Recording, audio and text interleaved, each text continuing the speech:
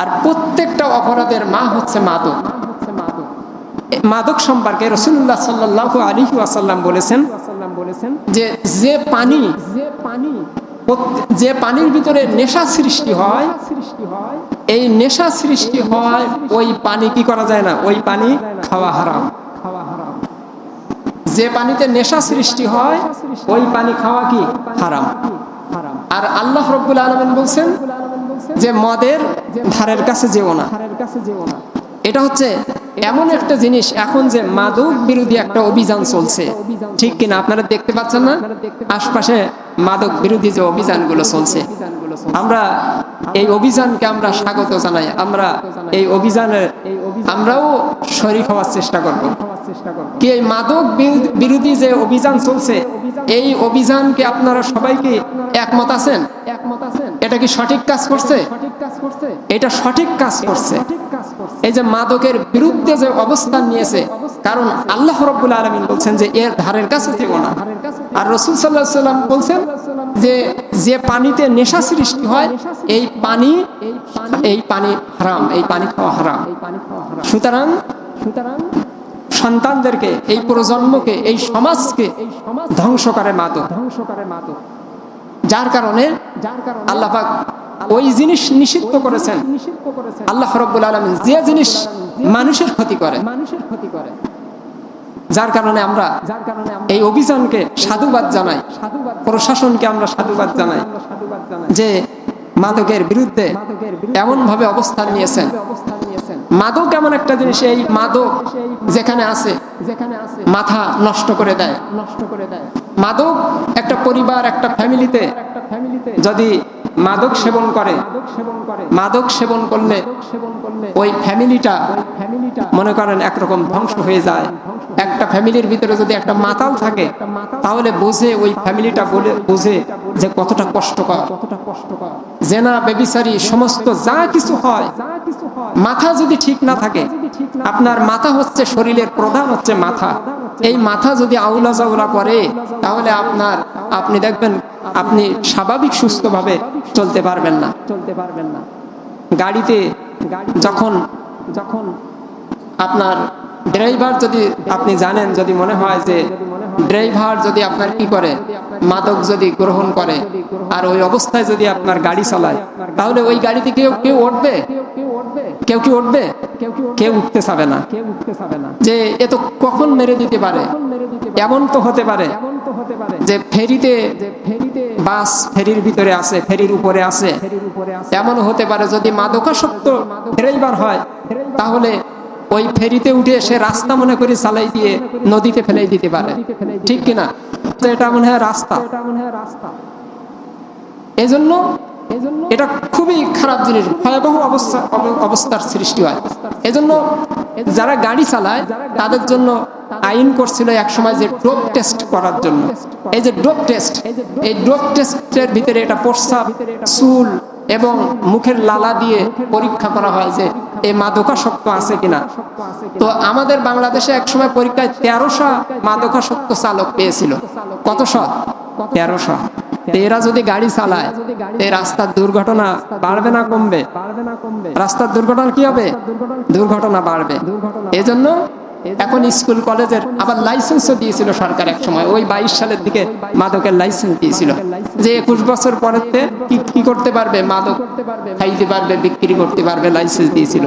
আল্লাহ পাক আমাদেরকে মাফ করেছে।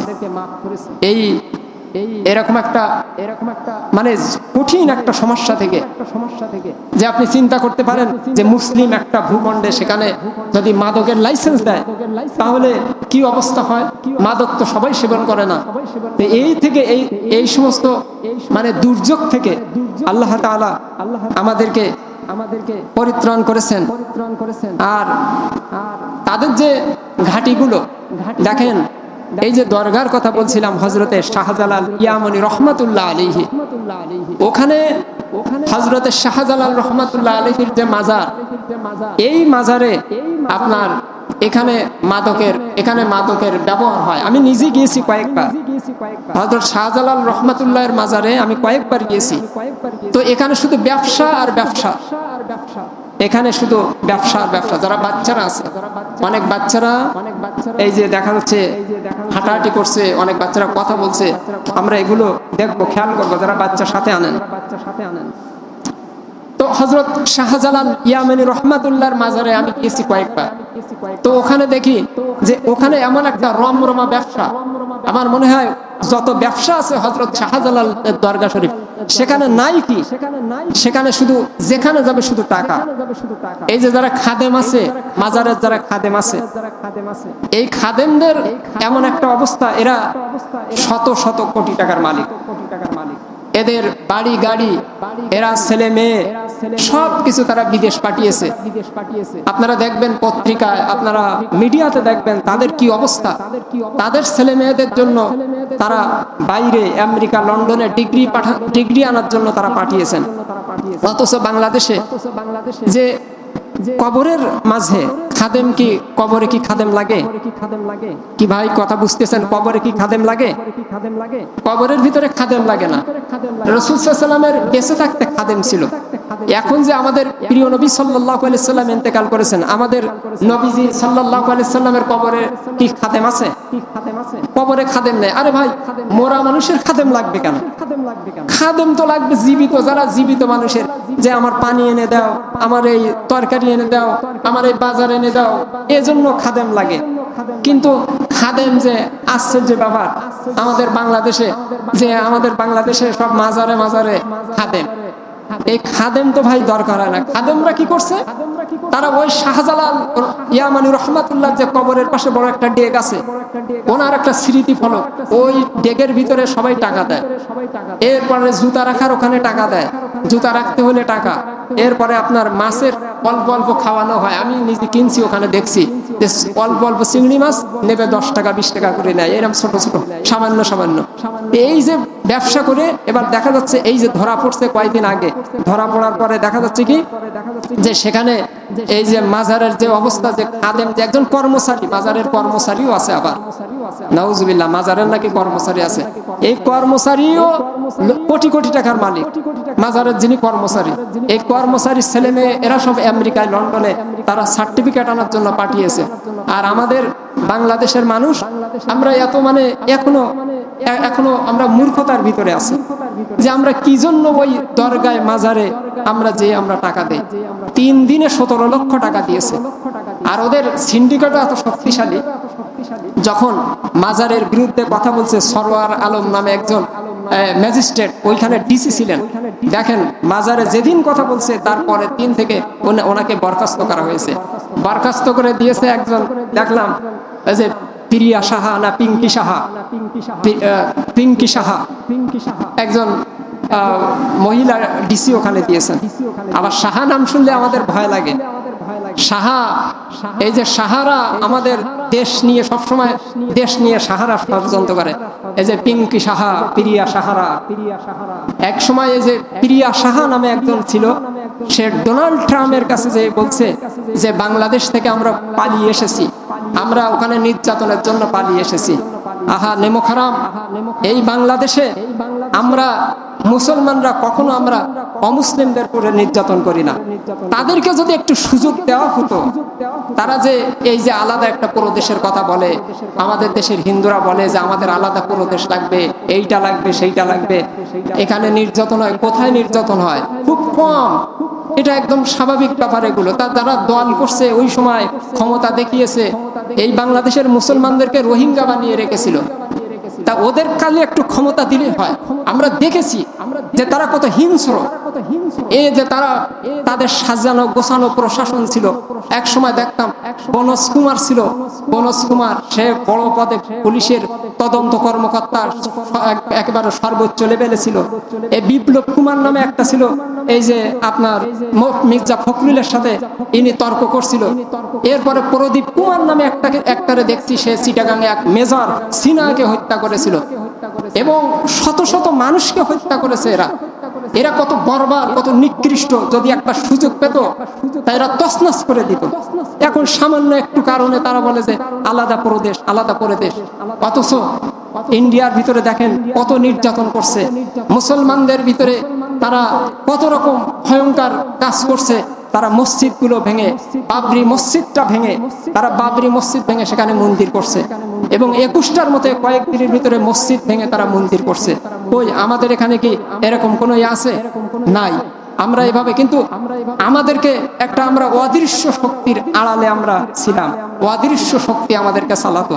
এজন্য আমাদের মুসলমানদেরকে, আমরা এখনো সচেতন হই, এখনো মুসলমানের বিরুদ্ধে কথা বলে, এক মুসলমান আরেক মুসলমানের বিরুদ্ধে কথা বলে, আমরা এক হুজুর আরেক হুজুর, মানে এখন ফতোয়া সন্ত্রাসের কারণে এখন শুরু হয়েছে সারা জায়গায় ফতোয়া সন্ত্রাসী, এক আলেম আরেক আলেমরে কাফের বলে, মানে কাফের সেন্টারও আমাদের বাংলাদেশে, যে কাফের, যদি কাফের কেন্দ্র আমাদের বাংলাদেশে, তাই এরা কাফের বানাতে বানাতে ফতোয়া দিতে দিতে সারা বাংলাদেশের মানুষকে কাফের বানিয়ে ছেড়ে দেবে। এজন্য আমরা সতর্ক নয়, এখনো মুসলমান। আমরা কত ভাগ মুসলমান? 90 ভাগ 95 ভাগ আমরা মুসলিম। এই দেশে আমরা 95 ভাগ মুসলিম, অথচ দেখেন সব জায়গায় আমরা বঞ্চিত। আমরা অমুসলিমদেরকে এত সুযোগ সুবিধা দিয়েছি, এই সুযোগ সুবিধা তারা এত আরামে আছে, যার কারণে তারা প্রশাসন ওই 17 বছরে তারা সব সাজানো তাদের। এজন্য যারা সরকারে আছে আমরা তাদেরকেও অনুরোধ জানাই যে আমরা মুসলমান, এই ভূমি, এই মুসলিম দেশ, এই ভূমি যদি রক্ষা করতে হয় আমাদের সামরিকভাবে অবশ্যই আমাদেরকে কি হতে হবে? আমাদের দুর্বল হলে হবে না, শক্তিশালী হতে হবে। আলহামদুলিল্লাহ খুব ভালো লেগেছে যে বগুড়াতে ড্রোন কারখানা হবে, তারপরে চায়নার সাথে যে চুক্তি করেছে, এগুলো খুবই ভালো কাজ। মুসলমানদের একটা নিরাপত্তা আছে। আর এতদিন পর্যন্ত 54 বছরে যে আমাদের অস্ত্রগুলো আছে ফেলানো, পরিত্যক্ত, ড্যামেজ যে অস্ত্রগুলো আমাদের আছে, এ যদি বাংলাদেশের মারে তা বাংলাদেশে যেই পড়বে। এ সাতক্ষীরাতে যদি অস্ত্র একটা মারে তো বর্ডার পার হবে না, এ ভোমরার এই সাইটে এসে পড়বে। মানে এই সমস্ত ওয়াকেজ অস্ত্র, তাই আমাদের, কারণ আমাদের বিমান কিনলে আমাদের পাশের দেশের আগুন জ্বলে। আমরা যদি আমাদের, আচ্ছা তাদের দেশ আলাদা, তারা কত কিছু কিনছে, তারা অনেক কিছু কিনছে, আমরা কোনো কথা বলি না। আবার আমরা যদি বেশি কথা বলি তাহলে বলে এরা হলে জঙ্গি, মানে জঙ্গিবাদ বলে। আরে ভাই, এই জঙ্গি এমন একটা পর্যায়ে, এই শাহজালালের মাজারে জঙ্গি তারা হামলা করছিল, সবচেয়ে দেশের ক্ষতি করেছে যারা, তারা হচ্ছে জঙ্গি। এই যে জঙ্গিরা, এরা হচ্ছে শয়তান, এরা হলো জাহান্নামী। এই জঙ্গিবাদ এটা হচ্ছে একটা ইহুদি চক্র, একমাত্র বাংলাদেশকে আয়ত্ত করতে পারবে, বাংলাদেশকে দখল নিতে পারবে জঙ্গির মতো একটা বদনাম দিয়ে। তারপরে এজন্য জঙ্গিবাদ, এই জাহান্নামী শয়তানদেরকে আগে সাইজ করতে হবে, তা না হলে আমাদের মাতৃভূমি নিরাপদ থাকবে না। আর জঙ্গিবাদ এটা হচ্ছে সম্পূর্ণ অমুসলিমদের একটা ষড়যন্ত্র। আবার দেখি মাঝে মাঝে দেখি পতাকা টাঙায়, সব জায়গায় পতাকায় ভরে গেছে লা ইলাহা ইল্লাল্লাহু মুহাম্মাদুর রাসূলুল্লাহ। আরে ভাই, পতাকার দরকার আছে। আমরা আমাদের পতাকা ঠিক আছে, আগে হচ্ছে নিজেদের কোনো শক্তি নাই, নিজেদের ভিতরে একতা নাই, নিজেদের আলেম ওলামাদের ভিতরে একতা নাই। পতাকা টাঙানো যাবে, এমনিও পতাকা টাঙানো যাবে। মানুষ সব ব্যস্ত হচ্ছে ব্রাজিল আর ফিলিস্তিন নিয়ে ব্যস্ত, এই বাংলাদেশের মানুষ এত আর ওই দরগা আর মাজার নিয়ে ব্যস্ত। কিন্তু যে কি হচ্ছে, এই যে পৃথিবী এখন কোন দিকে যাচ্ছে, বাংলাদেশের অবস্থা কি, এটা আমাদের কোনো খবর নাই। তো প্রিয় ভাইরা আমার, আমরা নামাজ, রোজা, হজ, যাকাত এর সাথে সাথে মুসলিম হিসাবে আপনাকে ইমানদার মুসলিম হতে হবে, আপনাকে খাঁটি মুসলিম হতে হবে। মুসলিম এমন একটা জিনিস যে আত্মসমর্পণকারী। আল্লাহ রাব্বুল আলামিনের কাছে কি প্রত্যেকটা বিষয় আমরা আত্মসমর্পণ করব। এই জন্য আমাদের নাম হচ্ছে মুসলিম। আর আমরা মুসলিম কিন্তু একটা বীরের জাতি। এই মুসলমান কারোর ভয় পায় না। মুসলমান ভূমিগুলো আমাদের পরবর্তী প্রজন্ম, আমাদের সন্তান সন্ততি, আমাদের পরবর্তী প্রজন্মকে আমাদেরকে রক্ষা করতে হবে। এজন্য আমাদের এখনই সচেতন হতে হবে।